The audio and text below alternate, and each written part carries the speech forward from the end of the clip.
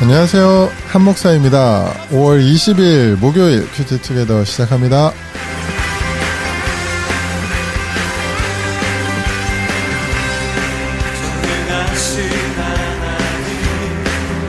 오늘 우리가 같이 묵상할 말씀은 출애굽기 19장 16절에서 25절 말씀인데요. 같이 한번 들어보겠습니다. 셋째 날 아침에 우레와 번개와 빽빽한 구름이 산 위에 있고 나팔 소리가 매우 크게 들리니 진중에 있는 모든 백성이 다 떨더라. 모세가 하나님을 맞으려고 백성을 거느리고 진에서 나오매 그들이 산기슭에 서 있는데 시내산에 연기가 자욱하니 여호와께서 불 가운데서 거기 강림하시니라. 그 연기가 옹기가마 연기같이 떠오르고 온 산이 크게 진동하며 나팔 소리가 점점 커질 때에 모세가 말한즉 하나님이 음성으로 대답하시더라. 여호와께서 시내산 곧 그 산 꼭대기에 강림하시고 모세를 그리로 부르시니 모세가 올라가매 여호와께서 모세에게 이르시되 내려가서 백성을 경고하라. 백성이 밀고 들어와 나 여호와에게로 와서 보려고 하다가 많이 죽을까 하노라. 또 여호와에게 가까이 하는 제사장들에게 그 몸을 성결히 하게 하라. 나 여호와가 그들을 칠까 하노라. 모세가 여호와께 아뢰되 주께서 우리에게 명령하여 이르시기를 산 주위에 경계를 세워 산을 거룩하게 하라 하셨사온즉 백성이 시내산에 오르지 못하리이다. 여호와께서 그에게 이르시되 가라. 너는 내려가서 아론과 함께 올라오고 제사장들과 백성에게는 경계를 넘어 나 여호와에게로 올라오지 못하게 하라. 내가 그들을 칠까 하노라. 모세가 백성에게 내려가서 그들에게 알리니라. 오늘 본문의 내용은 어제 시내산에서 이스라엘 백성과 하나님과의 그 언약 체결식 내용이 있었잖아요. 이제 거기에서 이어지는 내용인데요. 어제 본문 마지막 말씀에서 하나님께서 성결하게 기다려라 라고 하신 이제 셋째 날이 된 거죠. 오늘 본문에서요. 이제 그러자 이제 시내산 위에 뭐 우레와 번개와 빽빽한 구름이 있고 연기가 자욱하게 됩니다. 그리고 그런 가운데 하나님께서 이제 불 가운데 강림하시게 되는 거죠. 그리고 하나님은 모세를 시내산 꼭대기로 다시 부르신 후에 모세에게 산 주위에 경계를 세우고 제사장들과 이스라엘 백성들이 산에 오르지 못하게 다시 한번 명령을 하십니다. 왜냐하면 그런 사람들이 이제 하나님을 보려고 이제 호기심에 경계를 넘어서 오르다가 이제 죽을 수 있기 때문이죠. 그리고 이를 모세가 이제 행하고 그리고 이제 다음에 올라올 때는 아론과 같이 올라오라는 말씀을 하십니다. 죄인인 우리가 이렇게 사람이 서로 만나서 이렇게 보는 것처럼 하나님을 그렇게 볼 수 없기 때문에 하나님의 임재가 이제 초자연적인 현상으로 이제 나타나는 거죠. 번개가 치고 구름이 끼고 뭐 안개가 자욱하게 이렇게 간접적인 하나님의 임재를 이스라엘 백성들이 경험하게 되는 거죠. 근데 그 정도로만도 이제 두려움을 느끼는 그런 모습들이 보이잖아요. 지금 뭐 이 장면을 상상해 본다면 아마 뭐 이곳에 있는 사람들이 다 엎드려서 고개도 못 들고 벌벌 떨고 있지 않았을까라는 생각이 들기도 하는데 이런 모습을 상상해 보면서 우리가 하나님을 대하는 일반적인 태도는 어떤지를 한번 생각을 해보게 됐거든요. 우리는 이제 예수님을 통해서 예수님 때문에 너무 거리낌 없이 이제 하나님께 나아갈 수 있다 보니까 이제 뭐 친구 같고 아빠 같고 뭐 인자하고 늘 용서해 주시고 뭐 이제 이런 이미지에 너무 치우쳐서 이제 그 하나님을 묵상하고 하나님을 대할 때가 많은 것 같은데 이제 우리가 그 하나님이 창조주이시고 거룩하시고 전능하신 그런 하나님이신 것도 우리가 이제 잊지 말아야 할 것 같아요.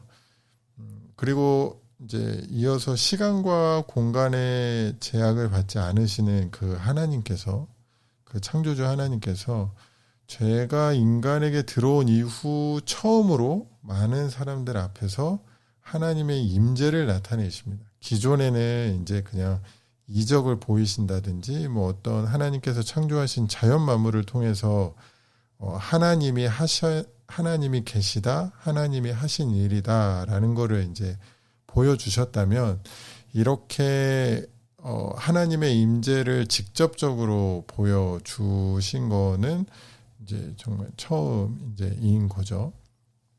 많은 사람들 앞에서요. 그리고 이렇게 하나님께서 나타나시는 이유가 뭐냐? 단 하나라고 할 수 있을 것 같아요. 바로 이스라엘 백성을 위해서 이제 그러신 것이죠. 우리를 위함이라고도 할 수 있을 것 같아요. 그러니까 사람이라는 존재를 생각을 해보면 이제 그런 연약함이 있는 것 같아요. 눈으로 보고 실제로 체험하고 경험해야, 그래야 겨우 알고 믿는 그런 이제 존재가 이제 우리들인데, 그런 인간들을 위해서, 그런 사람들을 위해서 이렇게 거룩한 임재로 나타나시고, 이렇게 보여주시고, 본인을 드러내 보여주시고, 더 나아가서 이 죄가 가득한 세상 가운데 인간의 몸을 입고 오신 거잖아요. 그리고 더 놀라운 것은 결국 그분이 십자가에서 우리의 죄를 해결하시기 위해서 우리 대신 죽으셨다라는 거겠죠. 이제 그런 점들을 생각을 해보면, 지금 이 이스라엘 백성들이 무서워서 감히 고개도 못 들고 벌벌벌 떨면서 대하고 있는 그 하나님이 이제 우리를 위해 인간의 몸을 입으시고 이 죄악 가득한 세상에 오셨다는 걸 생각하면, 참 하나님이 우리를 위해서 하신 일이 엄청난 일이구나라는 거를 다시 한번 이렇게 상대적인 비교를 통해서 느끼게 되는 것 같습니다. 그리고 이제 하나님께서 모세에게 이스라엘 백성들이 경계를 이제 넘어와서 죽게 될까봐 걱정하시는 내용이 이제 나오잖아요. 이 부분에서 우리를 향한 하나님의 마음이 이렇구나라는 생각을 하면서도 동시에 이런 무지와 호기심이 엄청난 결과를 맛보게 할 수도 있겠구나라는 생각도 하게 돼요. 아마 오늘 본문과 같은 상황 속에서 분명히 용감한 사람들이 있었겠죠.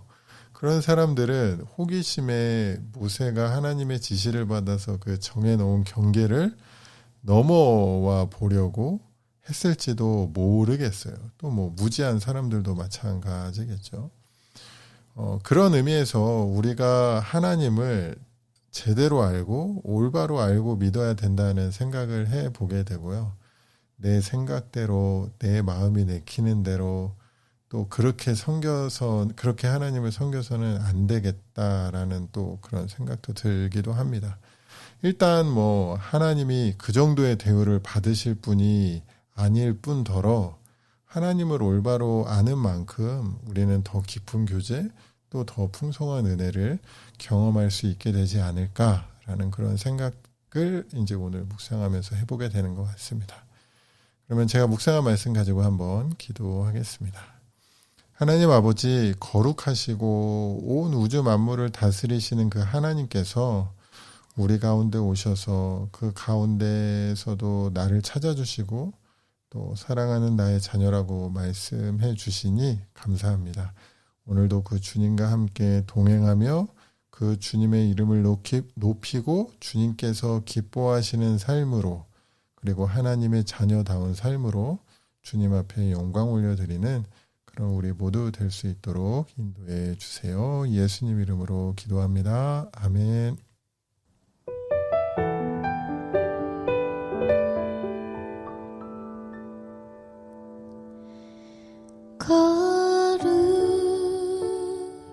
거룩하신 하나님, 주께 감사드리세.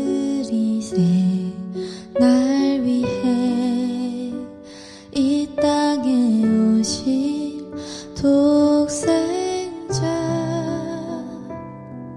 예수, 나의 맘과 뜻 다해 주를 사랑합니다. 날 위해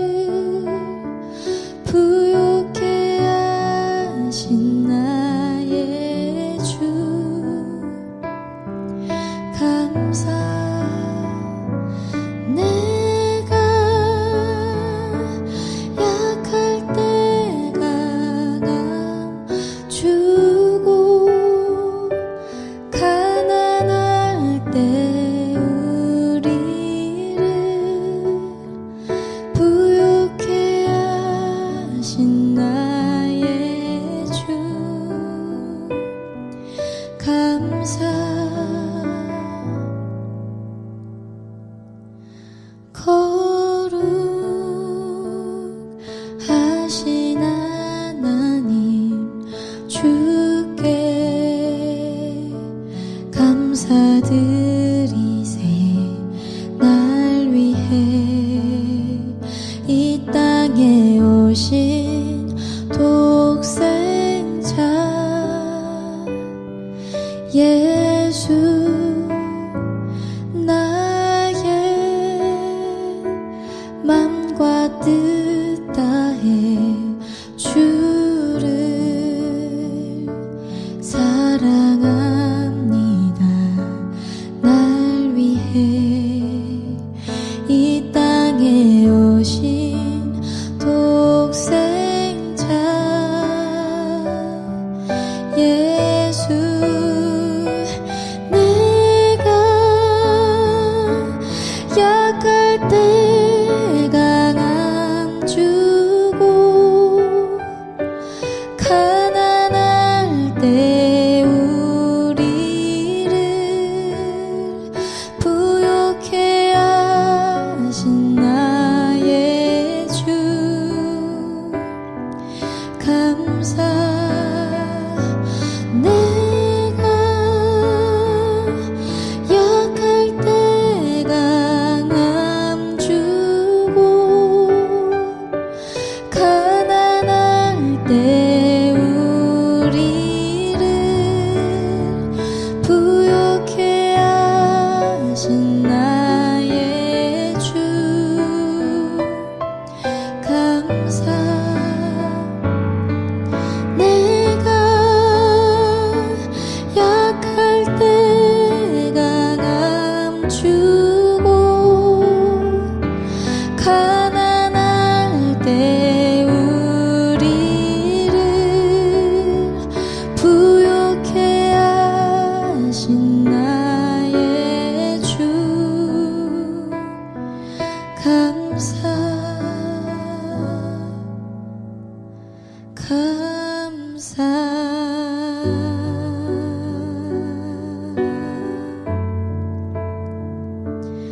감사.